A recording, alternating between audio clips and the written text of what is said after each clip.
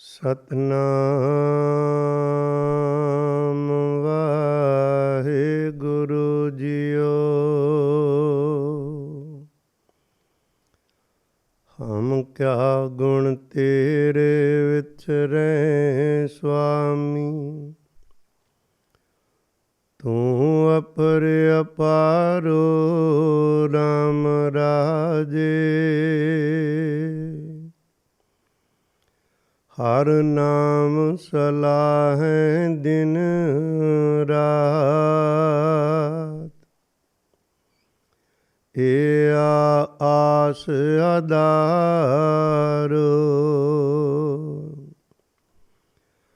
ਹਮ ਮੂਰਖ ਕਿਛੂ ਨ ਜਾਣਹਾਰ, ਕਿਵ ਪਾਵੈ ਪਾਰੋ।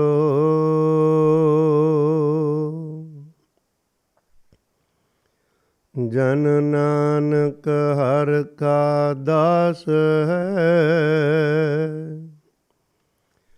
ਹਰ ਦਾਸ ਪਨਿਹਾਰੋ।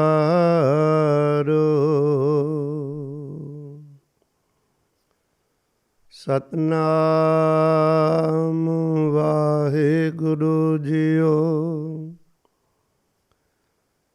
ਇਕ ਓੰਕਾਰ ਸਤਿਗੁਰ ਪ੍ਰਸਾਦਿ। ਸ਼ਲੋਕ ਮਹੱਲਾ ਨੌਵਾਂ। ਬਾਲ ਜਵਾਨੀ ਅਰ ਬਿਰਧ ਫੁਨ, ਤੀਨ ਅਵਸਥਾ ਜਾਨ। ਕਹੋ ਨਾਨਕ ਹਰਿ ਭਜਨ ਬਿਨ, ਬਿਰਥਾ ਸਭ ਹੀ ਮਾਨ। ਕਰਨੋ ਤੋ ਸੋ ਨ ਕਿਓ, ਪਰਿਓ ਲੋਭ ਕੈ ਫੰਦ। ਨਾਨਕ ਸਮਿਓ ਰਮ ਗਇਓ, ਅਬ ਕਿਉ ਰੋਵਤ ਅੰਧ। ਕਰਨੋ ਤੋ ਸੋ ਨ ਕਿਓ, ਪਰਿਓ ਲੋਭ ਕੈ ਫੰਦ। ਨਾਨਕ ਸਮਿਓ ਰਮ ਗਇਓ, ਅਬ ਕਿਉ ਰੋਵਤ ਅੰਧ। ਵਾਹਿਗੁਰੂ ਜੀ ਕਾ ਖਾਲਸਾ, ਵਾਹਿਗੁਰੂ ਜੀ ਕੀ ਫਤਿਹ। ਸਤਿਗੁਰੂ ਧੰਨ ਗੁਰੂ ਤੇਗ ਬਹਾਦਰ ਪਿਤਾ ਜੀ ਮਹਾਰਾਜ, ਜਿਨ੍ਹਾਂ ਦੇ ਪਾਵਨ ਪਵਿੱਤਰ ਮੁਬਾਰਕ ਰਸਨਾ ਤੋਂ ਉਚਾਰਨ ਕੀਤੇ ਹੋਏ ਸ਼ਲੋਕ, ਤਿੰਨਾਂ ਦੀ ਵਿਚਾਰ ਆਪਾਂ ਮਹਾਰਾਜ ਜੀ ਦੀ ਕਿਰਪਾ ਨਾਲ ਜੋ ਪ੍ਰਾਰੰਭ ਕੀਤੀ ਸੀ, 34 ਸ਼ਲੋਕਾਂ ਦੇ ਦਰਸ਼ਨ ਰਲ ਮਿਲ ਕੇ ਕਰ ਚੁੱਕੇ ਹਾਂ। ਅੱਜ 35 ਤੇ 36 ਨੰਬਰ ਸ਼ਲੋਕ ਗੁਰੂ ਤੇਗ ਬਹਾਦਰ ਸਾਹਿਬ ਪਾਤਸ਼ਾਹ ਜੀ ਦੇ ਇਸ ਪਵਿੱਤਰ ਸ਼ਲੋਕਾਂ ਦੇ ਆਓ ਅੱਜ ਦਰਸ਼ਨ ਕਰੀਏ। ਸਤਿਗੁਰੂ ਜੀ ਹੁਕਮ ਕਰ ਰਹੇ ਹਨ, ਮਨੁੱਖਾ ਜੀਵਨ ਬਹੁਤ ਕੀਮਤੀ ਮਿਲਿਆ ਹੈ।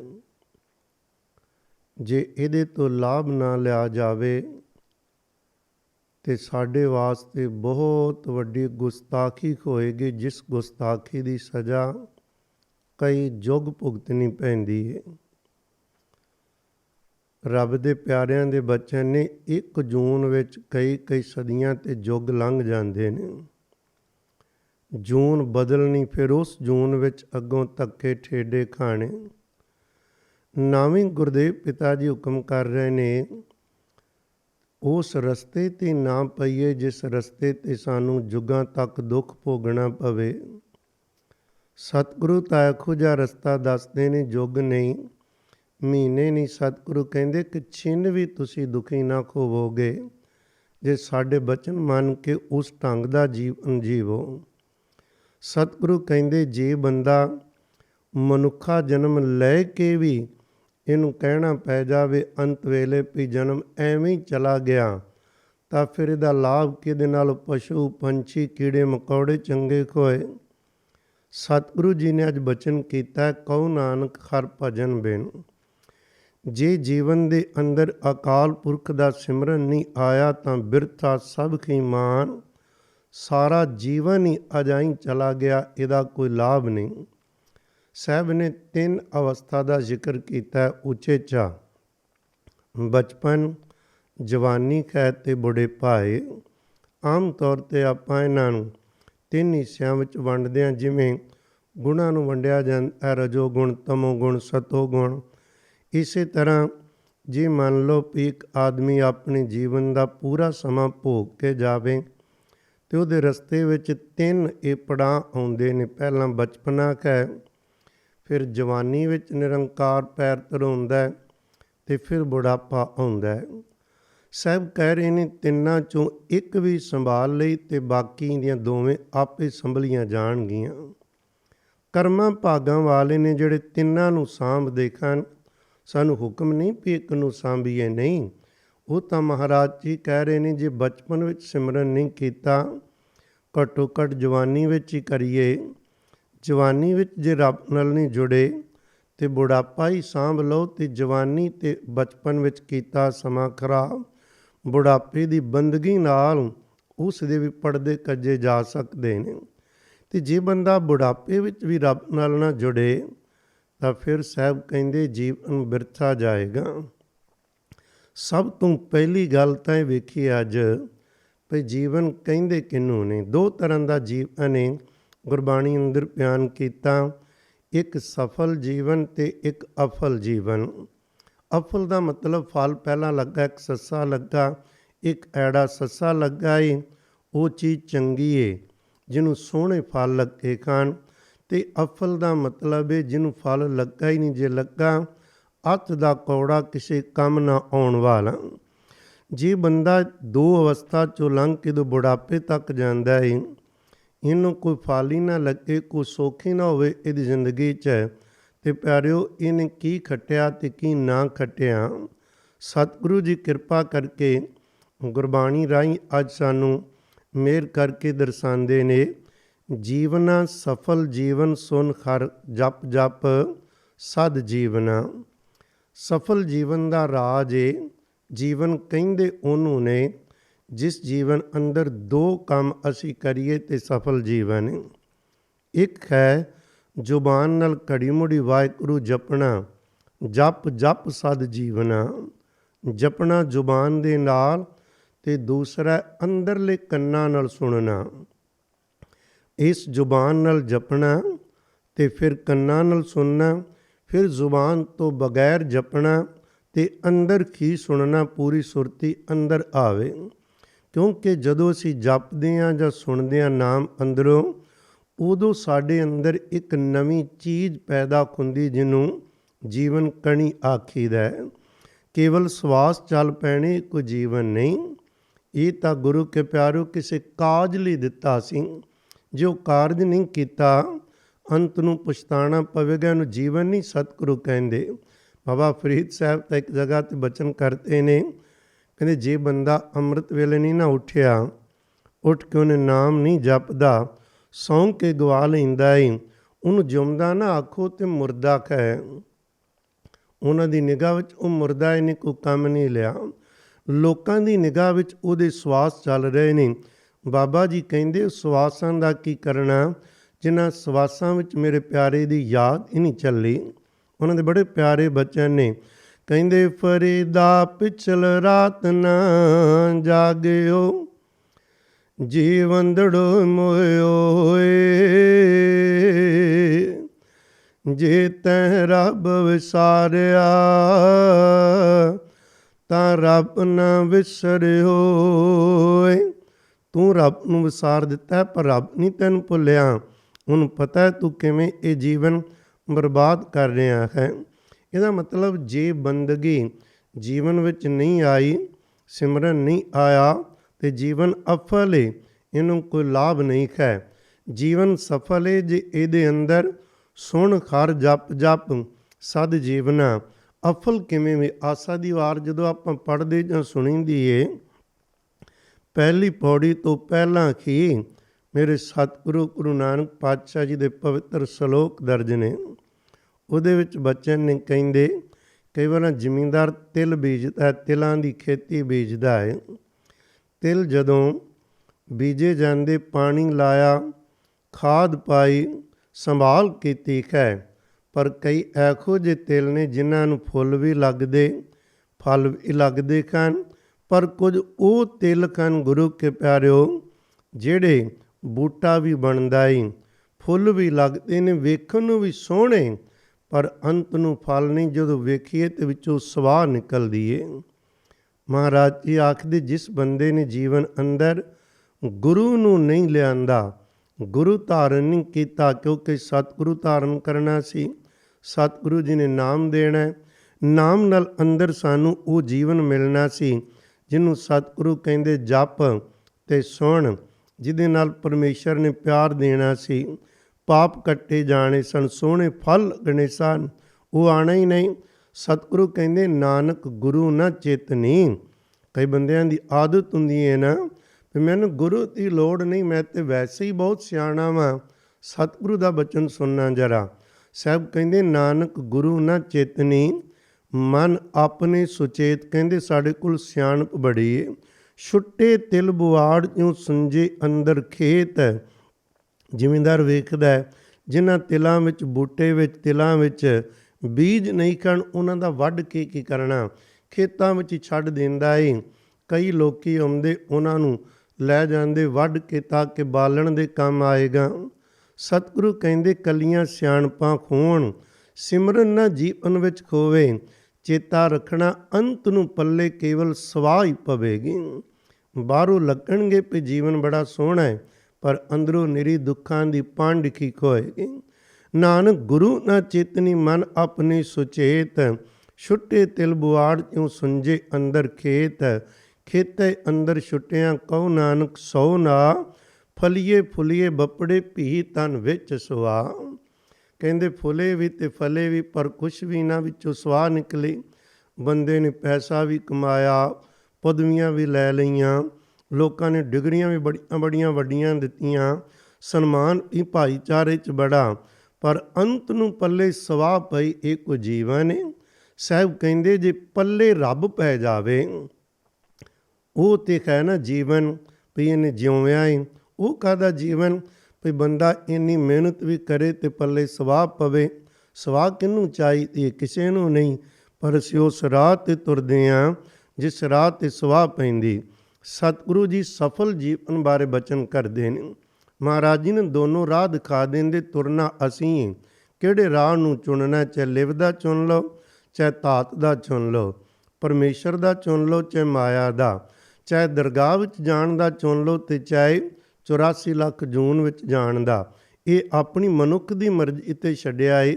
ਮਹਾਰਾਜ ਧੱਕਾ ਨਹੀਂ ਕਰਦੇ।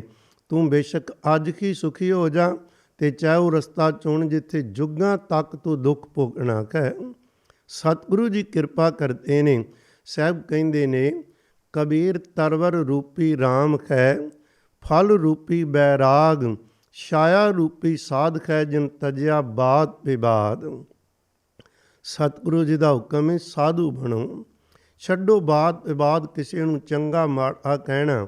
ਕਹਿੰਦੇ ਅਕਾਲ ਪੁਰਖ ਮਾਨੋ ਇੱਕ ਦਰਖਤ ਦੀ ਨਿਆਇਕ ਹੈ, ਉਹਨੂੰ ਨਾ ਫਲ ਰੂਪੀ ਬੈਰਾਗ, ਪਿਆਰਾਂ ਦਾ ਬੈਰਾਗ ਦਾ ਉਹਨੂੰ ਫਲ ਲੱਗਦਾ ਹੈ। ਅਕਾਲ ਪੁਰਖ ਇੱਕ ਦਰਖਤ ਹੋਵੇ, ਉਹਨੂੰ ਨਿਰੰਕਾਰ ਨੇ ਪਿਆਰਾਂ ਦਾ ਫਲ ਆਖੋ ਹੈ। ਸਾਹਿਬ ਕਹਿੰਦੇ ਜਿਹੜਾ ਸਾਧੂ ਬੰਦਗੀ ਕਰਦਾ ਹੈ ਨਾ, ਉਹ ਉਸ ਫਲ ਨੂੰ, ਪਿਆਰਾਂ ਨੂੰ, ਨਿਰੰਕਾਰ ਨੂੰ ਪਿਆਰ ਕਰਦਾ। ਉਸ ਪਿਆਰ ਵਿੱਚ ਖੁਦ ਨਿਰੰਕਾਰ ਪ੍ਰਗਟ ਹੋ ਜਾਂਦਾ ਹੈ। ਸਾਧੂ ਵੀ ਤੇ ਸਾਡੇ ਵਰਗੇ ਸਰੀਰ ਕਰਕੇ ਖੁੰਦੇ ਨੇ, ਪਰ ਅੰਦਰ ਨਹੀਂ ਸਾਡੇ ਵਰਗੇ ਖੁੰਦੇ। ਸਾਧੂ ਤੋਂ ਮਤਲਬ ਕਿਸੇ ਖਾਸ ਡੇਰੇ ਦੇ ਮੁਖੀ ਤੋਂ ਨਹੀਂ ਲੈਣਾ ਚਾਹੀਦਾ। ਜਿਹੜਾ ਵੀ ਕੋਈ ਭੈਣ ਭਰਾ ਛੋਟਾ ਵੱਡਾ ਬੰਦਗੀ ਕਰਕੇ ਉਹਨੂੰ ਪਿਆਰ ਕਰਦਾ ਹੈ। ਪਿਆਰਿਓ, ਸਤਿਗੁਰੂ ਜੀ ਕਹਿੰਦੇ ਨੇ ਜਿਹੜੇ ਉਸ ਪਿਆਰ ਨੂੰ ਮਾਣਦੇ ਨੇ, ਉਹਨਾਂ ਨੂੰ ਨਿਰੰਕਾਰ ਸਾਧੂਆਂ ਨੂੰ ਜਗਤ ਲਈ ਛਾਂ ਦਾ ਰੋਲ ਦਿੰਦਾ ਹੈ। ਦਰਖਤ ਦੀ ਛਾਂ ਕਿਹੜੀ? ਸਾਧੂ। ਜਗਤ ਲਈ ਛਾਂ ਕੌਣ ਬਣਦੇ? ਸਾਧੂ। ਲੋਕ ਛਾਂ ਬਣਦੇ ਨੇ। ਬੰਦਗੀ ਵਾਲਾ ਖੁਦ ਤੇ ਰੱਬ ਨਾਲ ਇੱਕ ਮਿਲੂਗਾ। ਜਦੋਂ ਉਹਨੂੰ ਫਲ ਲੱਗਦਾ ਹੈ ਨਾ ਉਹਦੇ ਪਿਆਰਾਂ ਦਾ, ਤੇ ਉਹ ਫਿਰ ਜਿੱਧਰ ਵੀ ਜਾਏਗਾ ਨਾ ਬੰਦਗੀ ਵਾਲਾ ਖੁਦ ਤੇ ਠੰਡਾ ਖਾਈਏ, ਇਹਨੂੰ ਫਲ ਲੱਗੇ ਪਰਮਾਤਮਾ ਦੇ। ਜਿੱਧਰ ਜਾਏਗਾ ਦੂਸਰਿਆਂ ਦੀ ਤਪਸ਼ ਮਿਟਾਏਗਾ। ਮੈਂ ਬੇਨਤੀ ਕਰਾਂ, ਇੱਕ ਦਰਖਤ ਨੂੰ ਸਤਿਗੁਰੂ ਜੀ ਕਹਿੰਦੇ 3 ਤਰ੍ਹਾਂ ਦੀ ਉਹਦੇ 'ਤੇ ਅਵਸਥਾ ਹੈ। ਇੱਕ ਤਾਂ ਦਰਖਤ ਕੋਲ ਛਾਂ ਹੁੰਦੀ, ਦੂਸਰਾ ਉਹਦੇ ਕੋਲ ਫੁੱਲ ਉਹਨੂੰ ਲੱਗਦੇ, ਤੀਸਰਾ ਉਹਨੂੰ ਫਲ ਲੱਗ ਜਾਵੇ, ਦਰਖਤ ਕਾਮਯਾਬ।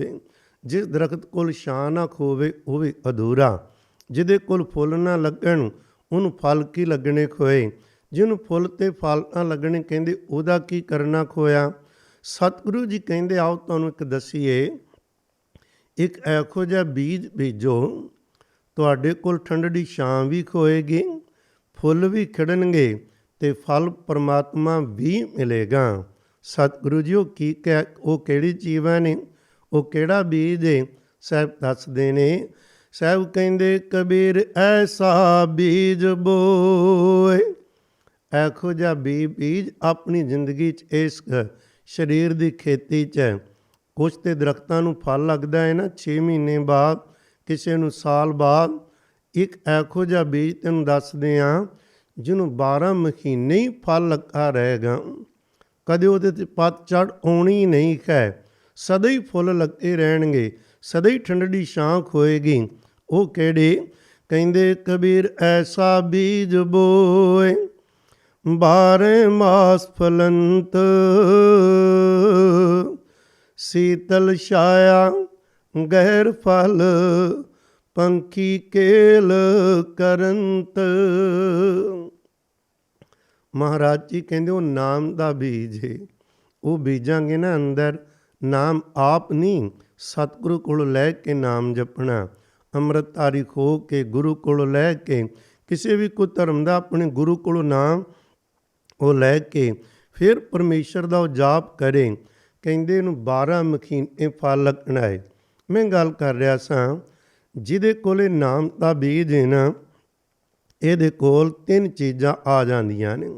ਦੁਨੀਆ ਕੋਲ ਤਪਸ਼ ਹੈ, ਪੈਸਾ ਬਹੁਤ ਹੈ ਪਰ ਅੰਦਰ ਤਪ ਰਹੇ ਨੇ, ਚਾਹੇ ਕੋਈ ਗਰੀਬ ਹੈ, ਚਾਹੇ ਕੋਈ ਅਮੀਰ ਹੈ, ਚਾਹੇ ਕਿਸੇ ਦਾ ਬਹੁਤ ਇੱਜ਼ਤ ਮਾਣ ਹੈ ਦੁਨੀਆ ਵਿੱਚ, ਤੇ ਜਾਂ ਕਿਸੇ ਨੂੰ ਕੋਈ 2-4 ਆਦਮੀ ਜਾਣਦੇ, ਨਾਮ ਤੋਂ ਬਗੈਰ ਹਰ ਬੰਦਾ ਤਪ ਰਿਹਾ ਹੈ। ਕਈ ਵਾਰ ਭੁਲੇਖਾ ਰਹਿ ਜਾਂਦਾ ਜ਼ਿੰਦਗੀ 'ਚ, ਦੂਰੋਂ ਲੱਗਦਾ ਜਿਸ ਬੰਦੇ ਦੀ ਮਸ਼ਹੂਰੀ ਬੜੀ ਹੈ ਬੜਾ ਸੁਖੀ ਹੋਏਗਾ, ਕਦੇ ਉਹਦੇ ਪਰਸਨਲ ਕੋਲ ਜਾ ਕੇ ਉਹਦੀ ਗੱਲਬਾਤ ਸੁਣੋ, ਮੇਰੀ ਅੱਗ ਵਰੇਗੀ, ਕਹਾਂਗੇ ਵੀ ਇੰਨਾ ਦੁਖੀ ਆਦਮੀ ਤੇ ਕਦੀ ਸੋਚਿਆ ਹੀ ਨਹੀਂ ਸੀ।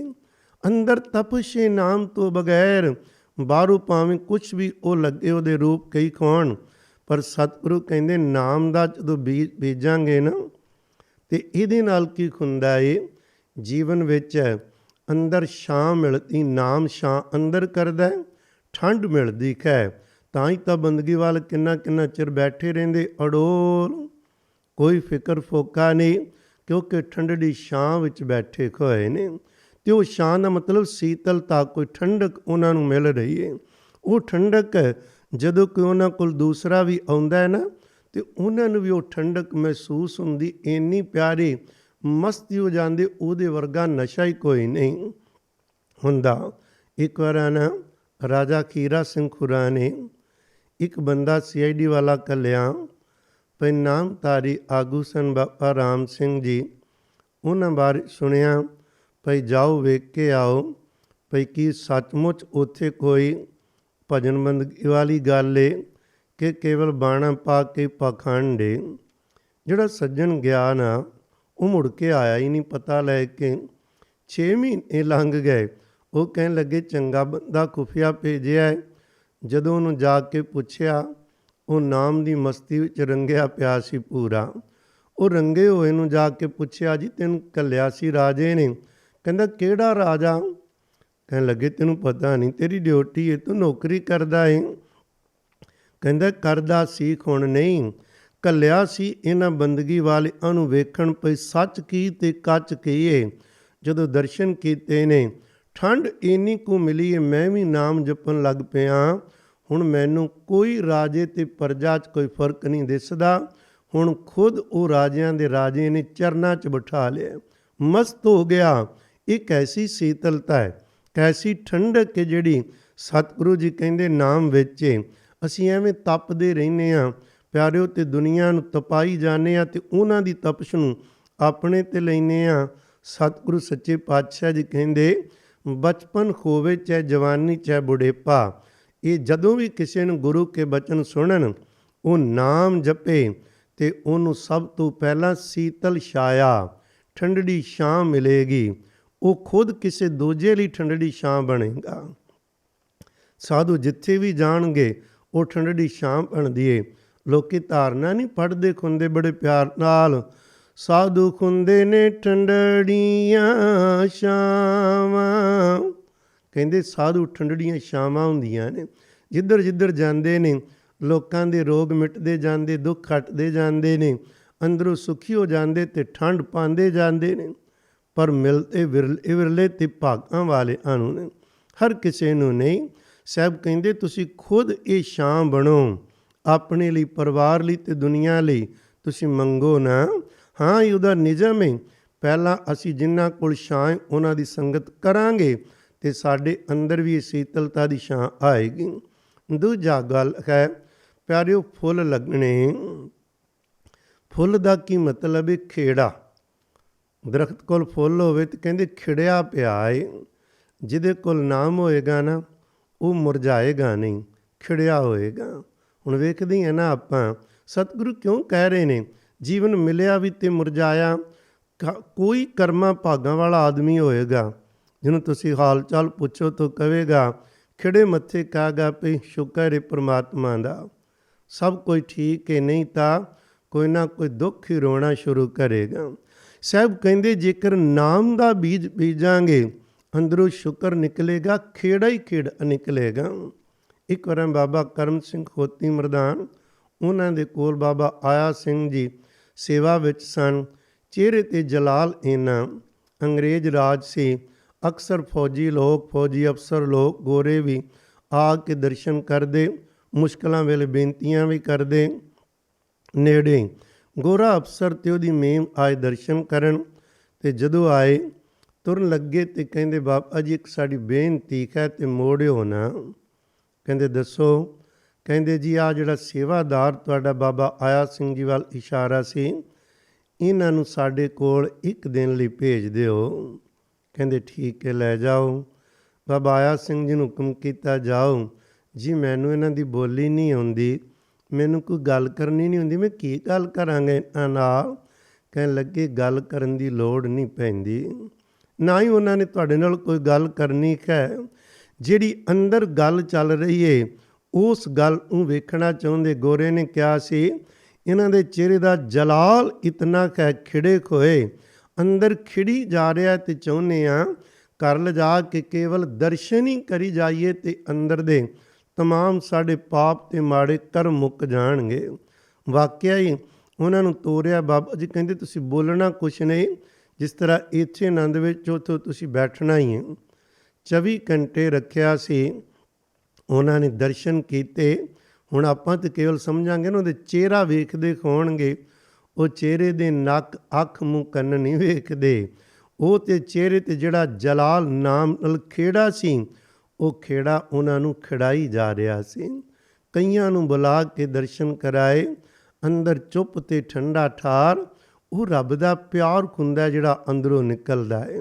ਗੁਰੂ ਕੇ ਪਿਆਰਿਓ, ਦਰਖਤ ਕੋਲ ਫੁੱਲ ਹੈ, ਉਹ ਖੇੜਾ ਹੈ, ਪਰ ਉਹ ਖੇੜਾ ਇੱਥੇ ਨਾਮ ਵਿੱਚੋਂ ਮਿਲਦਾ ਹੈ।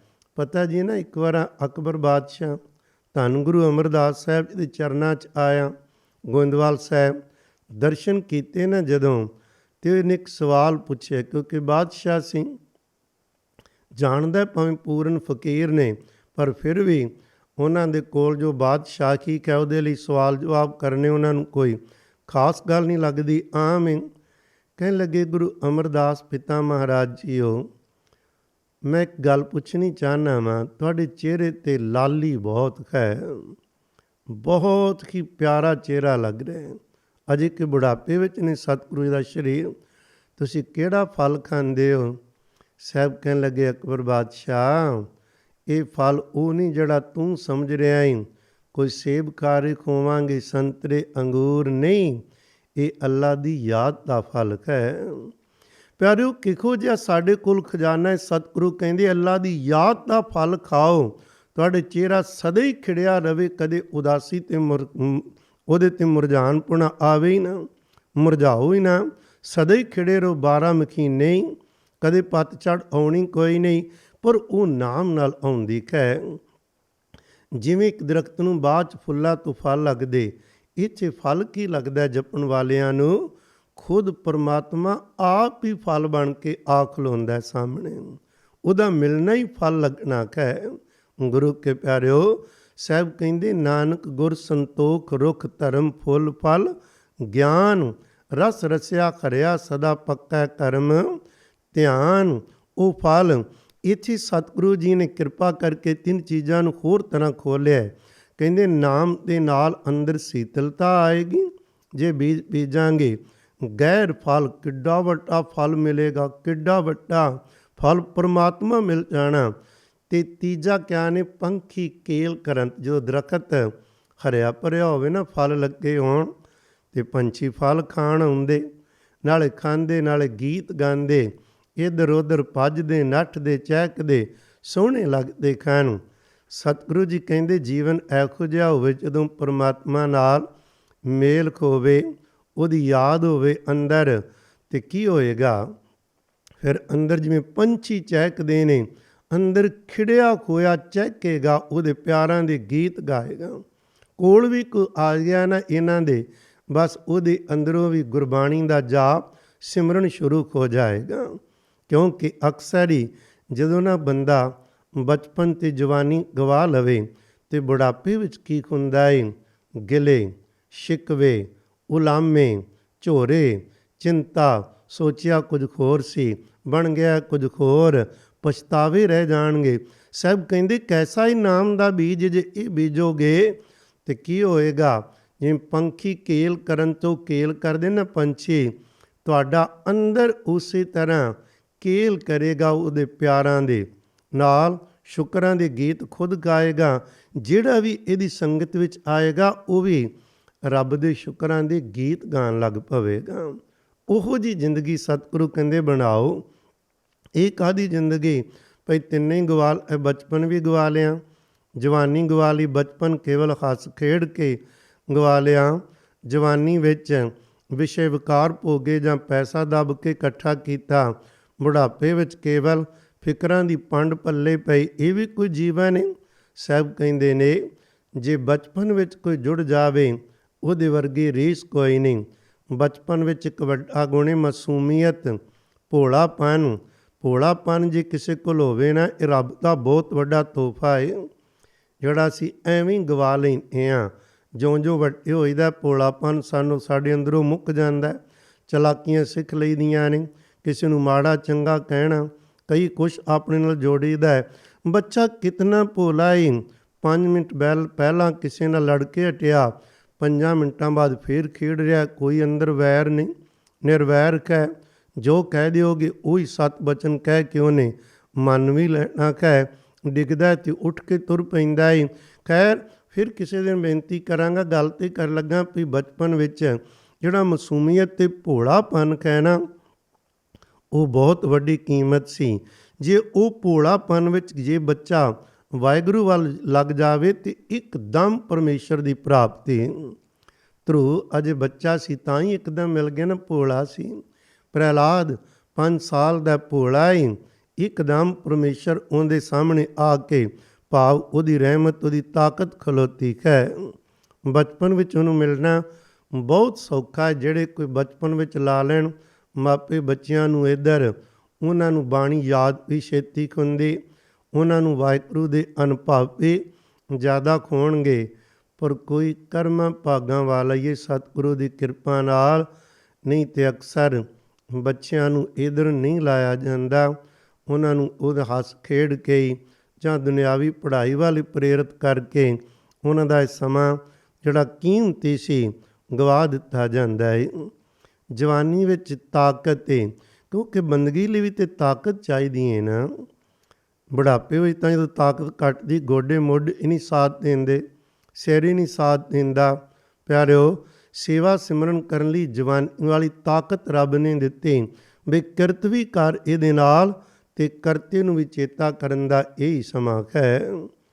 ਅਤੇ ਬੁਢਾਪੇ ਅੰਦਰ ਸਿਆਣਪਾਂ ਹੁੰਦੀਆਂ ਨੇ, ਜ਼ਿੰਦਗੀ ਦੇ ਤਜਰਬੇ ਨੇ, ਹਰ ਕਦਮ ਬੰਦਾ ਸੋਚ ਸਮਝ ਕੇ ਪੁੱਟਦਾ ਏ।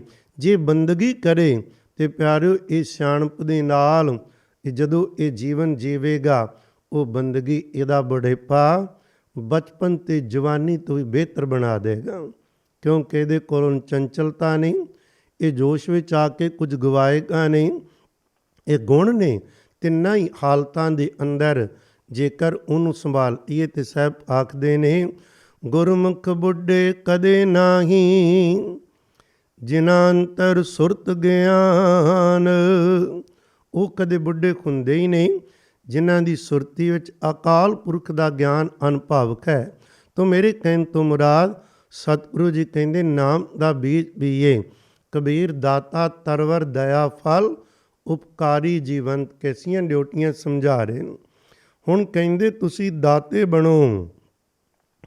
ਦਾਤਾ ਰੱਬ ਬਣਾ ਦਿੰਦਾ ਜਦੋਂ ਕਿਸੇ ਦੇ ਅੰਦਰ ਵਰਤਦਾ ਹੈ, ਅਤੇ ਉਹ ਜਿਵੇਂ ਦਰਖਤ ਉਹ ਬਣ ਗਿਆ। ਇੱਥੇ ਕਹਿੰਦੇ ਜਿਹੜੀ ਇਹ ਜੀਵਨ ਮਿਲਿਆ ਨਾ ਨਵਾਂ ਵਿੱਚੋਂ ਬੰਦਗੀ ਕਰਕੇ, ਇੱਕ ਦਰਖਤ ਦੀ ਤਰ੍ਹਾਂ ਤੁਸੀਂ ਬਣ ਜਾਓਗੇ। ਪਹਿਲਾਂ ਰੱਬ ਸੀ ਦਰਖਤ, ਫਿਰ ਗੁਰੂ ਨੂੰ ਕਿਹਾ ਰੁੱਖ, ਫਿਰ ਕਹਿੰਦੇ ਤੁਸੀਂ ਉਹ ਰੁੱਖ ਬਣ ਜਾਓਗੇ। ਉਹ ਕੀ ਹੈ? ਦਇਆ ਫਲ। ਤੁਹਾਡੇ ਅੰਦਰੋਂ ਦਇਆ ਲੋਕਾਂ ਲਈ ਪਿਆਰ ਹੀ ਪਿਆਰ ਨਿਕਲੇਗਾ। ਉਪਕਾਰ ਕਰੋਗੇ, ਉਹ ਦਇਆ ਦਾ ਫਲ ਲੱਗੇਗਾ ਤੁਹਾਨੂੰ। ਤੁਹਾਡਾ ਜੀ ਕਰੇਗਾ ਮੈਂ ਸਭੋ ਕੁਛ ਕੁਰਬਾਨ ਕਰ ਦਿਆਂ ਪਰ ਲੋਕ ਸੁਖੀ ਹੋ ਜਾਣ, ਇਹੋ ਜਿਹੀ ਸੋਚ ਬਣੇਗੀ। ਪੰਖੀ ਚਲੇ ਦਿਸਾਵਰੀ ਬਿਰਖਾ ਸਫਲ ਫਲੰਤ। ਜੇ ਇਹੋ ਜਿਹਾ ਬੰਦਾ ਭਲਾ ਕਰਨ ਵਾਲਾ ਜਿੰਨਾ ਚਿਰ ਰਹੇਗਾ ਲੋਕੀ ਲਾਭ ਲੈਂਦੇ, ਜਦੋਂ ਸਰੀਰ ਛੱਡ ਜਾਵੇ ਅਤੇ ਗੱਲਾਂ ਕਰਦੇ ਨੇ, ਉਹ ਕਹਿੰਦੇ ਨੇ ਵੀ ਉਹ ਕਿਤਨਾ ਭਲਾ ਸੀ। ਪੰਖੀ ਚਲੇ ਦਿਸਾਵਰੀ, ਜਿਨ੍ਹਾਂ ਦਰਖਤਾਂ ਨੂੰ ਫਲ ਲੱਗਦੇ ਨੇ, ਪੰਛੀ ਜਦੋਂ ਛਕਦੇ ਨੇ ਰਚਦੇ ਨੇ ਅਤੇ ਅਸੀਸ ਦੇ ਕੇ ਜਾਂਦੇ ਨੇ, ਦਰਖਤਾਂ ਨੂੰ ਫਲ ਲੱਗਦੇ ਰਹਿਣ।